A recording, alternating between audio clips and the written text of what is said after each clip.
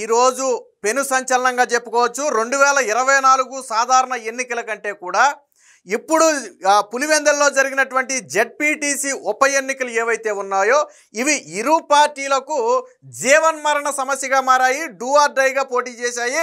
ఒక రకంగా జగన్మోహన్ రెడ్డి ఇజ్జత్గా సవాల్, అంటే జగన్మోహన్ రెడ్డి ఇమేజ్కి 30 ఏళ్ల వైఎస్ ఫ్యామిలీ రాజకీయ చరిత్రకు ఈరోజు జరిగినటువంటి జెడ్పీటీసీ ఎన్నికలు ఒక ప్రతీకగా మారాయి అనటంలో ఎటువంటి సందేహం లేదు.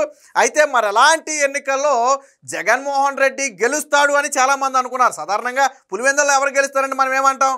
జగన్మోహన్ రెడ్డి గెలుస్తాడు అంటాం కదా. కానీ ఇక్కడ జరిగినటువంటి జెడ్పీటీసీ ఎన్నికల్లో జగన్మోహన్ రెడ్డి డిపాజిట్ కూడా దక్కించుకోలేకపోయారు. జగన్మోహన్ రెడ్డి పార్టీ నుంచి ఎవరైనా పోటీ చేయనివ్వండి, ఇక్కడ ఎన్నికలకు మాత్రం ఇద్దరి మధ్య జరిగినట్టుగా కనపడింది. ఒకటి చంద్రబాబు, 2 జగన్మోహన్ రెడ్డి. వీళ్ళిద్దరే అక్కడ పోటీ చేస్తే ఎలా ఉంటుందో ఆ స్థాయిలో రాజకీయం అక్కడ వేడెక్కింది. గత 10-15 రోజుల నుంచి కూడా ఏ స్థాయిలో ఒకరికొకరు పోటీపడి ప్రచారం చేసుకున్నారో, ఒకరికొకరు విమర్శలు చేసుకున్నారో మనందరం చూసాం. అంతిమంగా ఫలితాల రోజు జగన్మోహన్ రెడ్డి పూర్తిగా చేతులెత్తేసినటువంటి పరిస్థితి. ఇది జగన్మోహన్ రెడ్డి ఓటమి కాదు, 30 ఏళ్ల తరువాత ప్రజలకు లభించిన స్వేచ్ఛను వినియోగించుకోవడం. రాజకీయాల్లో గెలుపోవటములు సహజమే. గత 30 ఏళ్లలో అక్కడ ఎప్పుడు జెడ్పీటీసీకి ఎన్నికయే జరగల. ఎన్ని పార్టీలైనా రానివ్వండి, గతంలో చంద్రబాబు గారు సీఎంగా ఉన్నారు, ఆ తర్వాత వేరువేరు వ్యక్తులు సీఎంగా ఉన్నారు. అయినప్పటికీ కూడా ఈ పులివెందులలో ఎప్పుడూ కూడా 28 ఏళ్ళు 30 ఏళ్లలో జెడ్పీటీసీకి ఎన్నికలు జరగల. ఎప్పుడూ కూడా భయపెట్టడం, బెదిరించడం, అటుపక్క నుంచి నామినేషన్ వేయకుండా అడ్డుకోవడం, ఏకగ్రీవం చేయటం. సాధారణంగా ఏకగ్రీవం అంటే అందరూ ఆమోదంతో ఏకగ్రీవం చేసుకోవటం వేరు. బట్ పులివెందులలో ఏకగ్రీవం అంటే అసలు రెండో వ్యక్తిని నామినేషన్ కూడా వేయనివ్వరు. 30 ఏళ్ళుగా తెలుగుదేశం పార్టీ ఉంది కదా, తెలుగుదేశం పార్టీ అభ్యర్థిని నామినేషన్ వేయనివ్వాల ఏ రోజు కూడా. అలా భయపెట్టి బెదిరించి 30 ఏళ్ళుగా తమ చెప్పు చేతుల్లో పెట్టుకున్నటువంటి పులివెందుల జెడ్పీటీసీ స్థానాన్ని ఈరోజు కూటమి కైవసం చేసుకోవడం ఒక రకంగా జగన్మోహన్ రెడ్డికి రాజకీయంగా సమాధానే చెప్పొచ్చు. గతంలో అంటే చెరపకురా చెడేవని చెప్పి పాతకాలపు సామెత ఉంది. గతంలో జగన్మోహన్ రెడ్డి అధికారంలో ఉన్నప్పుడు ఏమని విర్రవీగాడు? వైనాటు కుప్పం, వైనాటు కుప్పం, వైనాటు కుప్పం అన్నాడు. ఈరోజు పులివెందులకు దిక్కు లేకుండా పోయింది. జగన్మోహన్ రెడ్డి వైనాటు కుప్పం అంటే ప్రజలు ఏమన్నారు? ఈరోజు ముందు పులివెందుల్లో నీది నువ్వు చక్కబెట్టుకోవయ్యా, నీ కుప్పం దాకా నీకెందుకని చెప్పి 30 ఏళ్ల తర్వాత పైగా ఈరోజు వాటర్లు స్లిప్పులు రాసేసారు కొన్ని. వివేకం సారికి న్యాయం చేయాలి, లేకపోతే 30 ఏళ్ల తర్వాత ఓటు వేసే హక్కు అవకాశం కల్పించినందుకు కూటమికి ధన్యవాదాలు. ఇలాగ కొంతమంది ఆ ఓటుతో పాటు చీటీలు రాసి కూడా బ్యాలెట్ బాక్స్లో వేయడం జరిగింది. అందుకనే చెప్పింది 30 ఏళ్ల తర్వాత తొలిసారిగా ప్రజలు స్వచ్ఛందంగా వచ్చారు. దాదాపుగా 6,000 పైచిలుక ఓట్ల మెజారిటీతో ఈరోజు టీడీపీ అభ్యర్థి అయితే అక్కడ గెలవడం జరిగింది. వైసీపీ నుంచి పోటీ చేసిన వ్యక్తికి డిపాజిట్ కూడా దక్కల.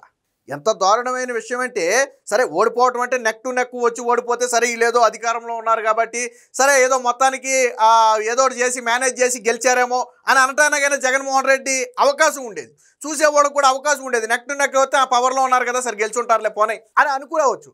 బట్ ఇక్కడ అసలు పోటీ అనేదే లేదు. వైసీపీ అభ్యర్థి అసలు ఎందుకు నామినేషన్ వేసానా అని చెప్పి ఈరోజు బాధపడాల్సిన పరిస్థితి. అంత దారుణమైన పరాజయం అనేది జగన్మోహన్ రెడ్డి, రాజశేఖర్ రెడ్డి జీవిత చరిత్రలో ఎప్పుడూ కూడా చూడాల. 30 ఏళ్ల నుంచి పులివెందులను వేలుతుంది వాళ్లే, కడప జిల్లాను కంచుకోటగా చేసుకుని పాలిస్తుంది వాళ్లే. పార్టీలు రాష్ట్రంలో ఏది అధికారంలో ఉన్నా కడప పులివెందుల్లో మాత్రం వాళ్ళు చెప్పిందే వేదం, చెప్పిందే చట్టం. అలాంటి పులివెందుల కంచుకోటలు ఈరోజు బద్దలయ్యాయి. గతంలో చంద్రబాబు గారు మాటలతో కాదు చేతలతో సమాధానం చెబుతారు అనటానికి ఇదే నిదర్శనం. ఎప్పుడు రెండో నామినేషన్ కూడా వేయని ప్రాంతంలో 11 నామినేషన్లు పడినాయి. 1 కాదు 2 కాదు, కేవలం ఇరు పార్టీల మధ్య పోటీ కాదు, ఇది 11 మంది స్వచ్ఛందంగా వచ్చి నామినేషన్ వేశారు అంటే ఇది ఖచ్చితంగా ప్రజాస్వామ్య విజయం. సరే ఎన్నికల్లో ఎవరు గెలిచారనేది కాసేపు పక్కన పెడితే ఇది ప్రజాస్వామ్య విజయం. ఎందుకనంటే 30 ఏళ్ల తర్వాత 11 నామినేషన్లు పడ్డాయి. ఎప్పుడు పడేది ఒకే నామినేషన్, అది వైఎస్ఆర్సీపీ నామినేషన్ లేదా అంతకుముందు కాంగ్రెస్ నామినేషన్ తప్ప వేరొకళ్ళు ఎప్పుడూ కూడా నామినేషన్ వేసిన చరిత్రే లేదు. అలాంటి ప్రాంతంలో ఈరోజు జగన్మోహన్ రెడ్డికి డిపాజిట్ కూడా దక్కకపోవటం అంటే జగన్మోహన్ రెడ్డికి ఓటమి గురించి ముందే తెలుసు.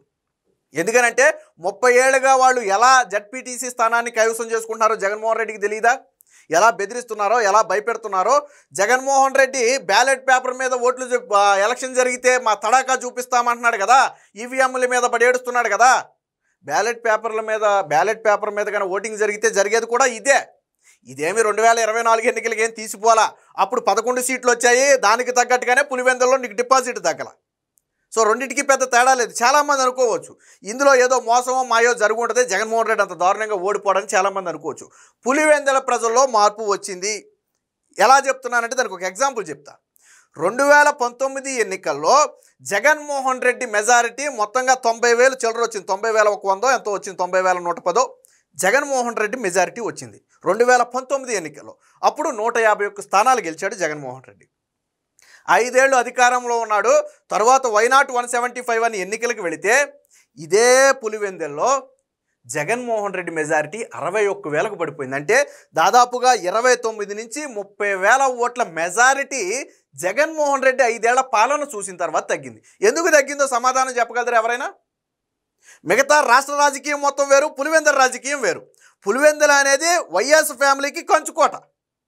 అందులో నో డౌట్. నిన్నటి వరకు పులివెందుల ఫ్యామిలీకి వైఎస్ ఫ్యామిలీకి పులివెందుల అనేది కంచుకోట నిన్నటి వరకు, అందులో డౌటే లేదు. మిగతా రాష్ట్రంలో ఎలాంటి ఫలితాలు వచ్చినా పులివెందుల్లో వాళ్ళ మెజారిటీ ఎప్పుడు తగ్గేది కాదు.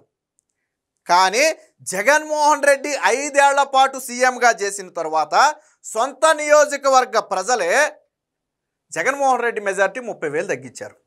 వచ్చే ఎన్నికల నాటికి మరొక 30,000 తగ్గితే జగన్మోహన్ రెడ్డి పరిస్థితి ఏంటి? ఈ 30,000 మెజారిటీ 5 ఏళ్ల ముఖ్యమంత్రి తర్వాత పెరగాల్సింది పోయి ఎందుకు తగ్గిందో ఏ వైసీపీ నేత అయినా సమాధానం చెప్పగలిగితే జగన్మోహన్ రెడ్డి మెజారిటీ గురించి మాట్లాడదాం. గతంలో నారా లోకేష్ ఓడిపోయాడు 5,000 ఓట్లు సుమారు తేడాతో. తరువాత 90,000 ఓట్ల మెజారిటీతో గెలిచాడు. రికార్డు స్థాయి రాష్ట్రంలోనే అత్యధిక మెజారిటీలో నారా లోకేష్ ఒకటి. మరి ఏ స్థాయిలో గెయిన్ అయ్యాడో జగన్మోహన్ రెడ్డి ఏ స్థాయిలో డౌన్ అయ్యాడు? అది కూడా జగన్మోహన్ రెడ్డి సీఎంగా ఉన్న సమయంలో. పోనీ అదేదో కూటమి ప్రభుత్వం ఇది ఉన్నప్పుడు జరిగింది కూడా కాదు.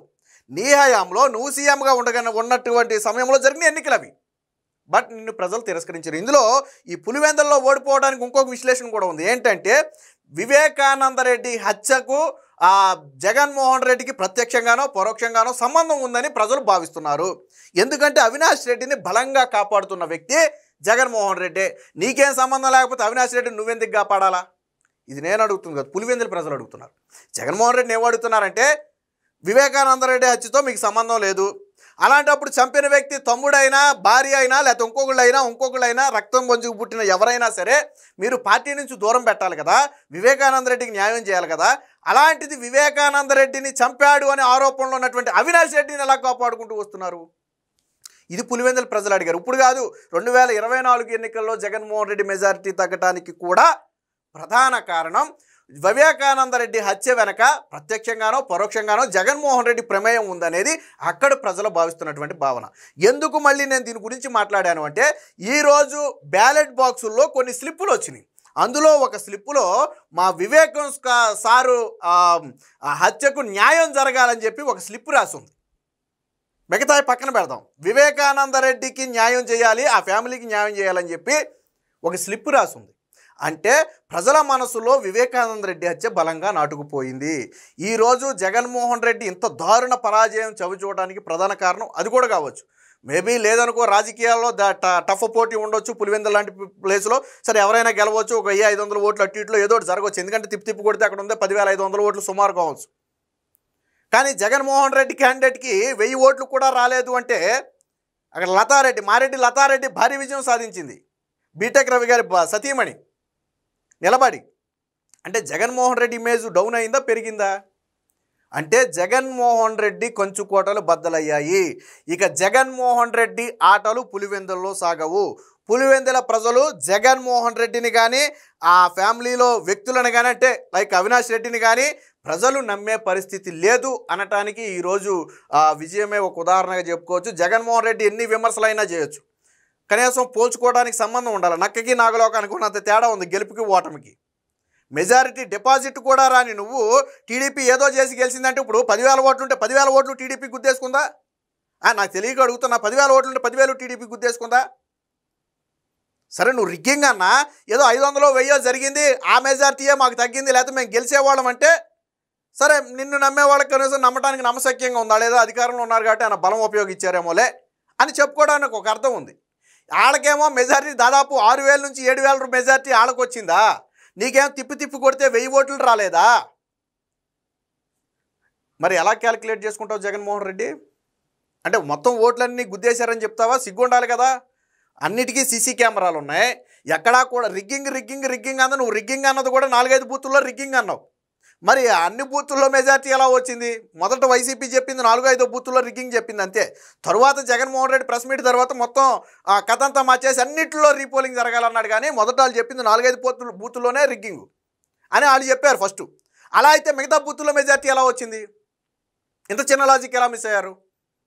ఏది ఏమైనా మొత్తంగా జగన్మోహన్ రెడ్డి తల ఎత్తుకోలేని పరిస్థితి. ఇప్పటివరకు పాపం తాడేపల్లి ప్యాలెస్లోనే లేడు అనుకున్నాం, కానీ ఇక నుంచి భవిష్యత్తులో పులివెందెలలో కూడా జగన్మోహన్ రెడ్డి తల ఎత్తుకుని తిరగలేడు. పులివెందెల ప్రజలను నన్ను నమ్మి ఓటు వేయండి అనే అడిగే హక్కు జగన్మోహన్ రెడ్డి కోల్పోయాడు. ఇది జగన్మోహన్ రెడ్డి వైఎస్ ఫ్యామిలీ యొక్క 30 ఏళ్ల అరాచకానికి తెరదించినటువంటి ఎన్నిక, ప్రజాస్వామ్యానికి ఊపిరి పోసినటువంటి ఎన్నిక. ఇక్కడ గెలిచింది మారెడ్డి లతారెడ్డో లేకపోతే ఇంకొకళ్ళో టీడీపీయో కూటమో కాదు, ప్రజాస్వామ్యం గెలిచింది. 30 ఏళ్ల తర్వాత ప్రజలు బయటకు వచ్చి ఓటు వేసే అవకాశం కల్పించడమే అతిపెద్ద విజయం. ఎవరు గెలుస్తారో పక్కన పెడితే. అలాంటి ప్రజాస్వామ్యాన్ని ఈరోజు కూటమి ప్రభుత్వం అంచింది. ఏది ఏమైనా జగన్మోహన్ రెడ్డికి ఓటమి ముందే తెలుసు కాబట్టే నిన్న ప్రెస్ మీట్ పెట్టి ఆర్తనాదాలు పెట్టాడు. సో వాళ్ళు డిసైడ్ అయిపోయారు, ప్రజలు మనల్ని నమ్మలేదు, 30 ఏళ్ళుగా అరాచకంతో బెదిరించి స్థానాన్ని నిలుపుకున్నాం, ఈసారి నిలుపుకోలేం. ఎంతకాలం భయపెడతావు? భయపెట్టావు 30 ఏళ్ళు భయపడ్డారు ప్రజలు. వాళ్ళకి అవకాశం వచ్చినప్పుడు బుద్ధి చెప్పారు. మొన్న ఎన్నికల్లో కూడా అంతే, 5 ఏళ్ళు నీ అరచేతిలో పెట్టుకుని రాష్ట్రాన్ని భయపెట్టావు, 5 ఏళ్ళు ఓపిక పట్టారు, అవకాశం వచ్చినప్పుడు బుద్ధి చెప్పారు.